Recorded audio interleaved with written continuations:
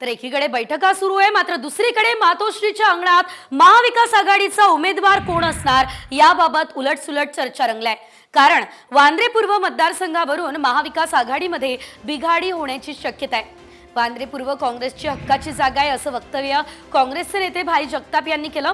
तर दुसरीकडे वांद्रे पूर्ववर ठाकरे गटाचाही दावा आहे। ठाकरे गटाचे वरुण सरदेसाई यांनी वांद्रे पूर्वमध्ये उमेदवारीसाठी फिल्डिंग लावल्याचीही चर्चा आहे।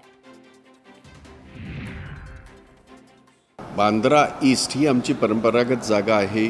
तिथे आमचा हा पण निवडून आला, आमदारसुद्धा निवडून आला आणि ती आमची हक्काची जागा आहे। आम्ही सामोपचाराने कसल्याही प्रकारचा वाद न होता, आमच्यामध्ये वाद होणार नाही। ज्या समजा काही जागा अगदीच आपल्याला सांगू इच्छितो मी, अगदी 70-75% आमचं सगळं सामोपचाराने चर्चा होऊन आम्ही निर्णय घेतलेले आहेत।